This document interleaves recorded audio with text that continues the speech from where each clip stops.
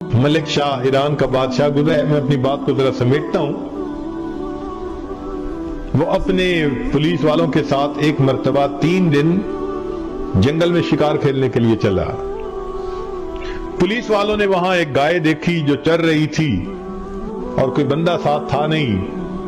انہوں نے اپنے آپ میں ہی سوچ لیا کہ یہ شاید آزاد گائے ہے.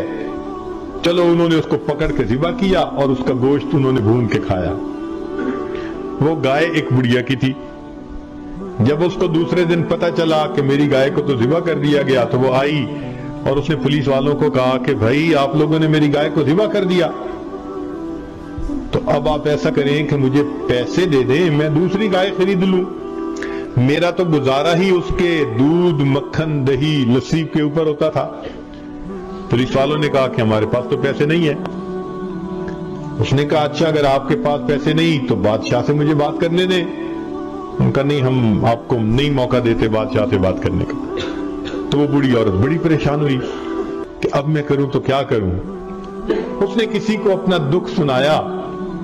وہ سمجھدار آدمی تھا. اس نے کہا دیکھو بادشاہ نے 2 دن کے بعد واپس جانا ہے اور واپسی میں ایک دریا ہے جس کے اوپر پل ہے, اس پل سے ہی اس نے گزرنا ہے. تم چلی جاؤ, پل پہ بیٹھ جاؤ. جب بادشاہ کی سواری گزرنے لگے تو سواری کو روک کے بات سنا دینا, بادشاہ تمہیں گائے کے پیسے دے دے گا, اچھا بندہ ہے. لو جی بوڑھی اماں وہاں پہنچ گئی. جب تیسرے دن بادشاہ کی سواری وہاں سے گزرنے لگی تو بڑھیا اٹھی اور بادشاہ کے گھوڑے کی لگام اس نے پکڑ لی, کھڑا کر لیا. تو محمد شاہ نے پوچھا, ملک شاہ نے پوچھا کہ اماں میری سواری کیوں روکی ہے؟ تو بڑھیا نے اس وقت اس کو ایک بات کہی کہ ملک شاہ میرا اور تیرا ایک معاملہ ہے. ملک شاہ میرا اور تیرا ایک معاملہ ہے. میں یہ پوچھنا چاہتی ہوں اس پل پہ چکانا چاہتا ہے یا قیامت کے دن پل صراط پہ چکانا چاہتا ہے؟ کہتے ہیں کہ بڑھیا نے جب یہ بات کی نا تو اس کی آنکھوں میں سے آنسو آ گئے. نیچے اترا, بات پوچھی اور اس کو 7 گایوں کی قیمت دی.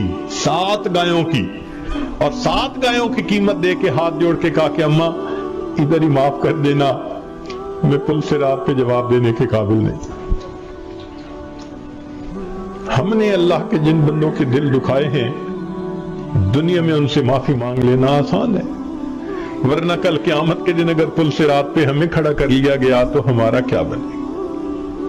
اس لیے قرآن مجید میں ہے کہ کچھ لوگ ہوں گے اللہ تعالیٰ کے سامنے سے جب جائیں گے نا, آپ نے دنیا میں دیکھا نا ایئرپورٹ پہ سکیننگ مشین ہوتی ہے, ایک ایک کر کے جاتے ہیں تو جس کے پاس کوئی میٹیلک چیز ہوتی ہے تو بیپ آ جاتی ہے, تو وہ پھر اس کی تفتیش کرتے ہیں, اور جس کے پاس کچھ نہیں ہوتا وہ سیدھا گزر جاتا ہے.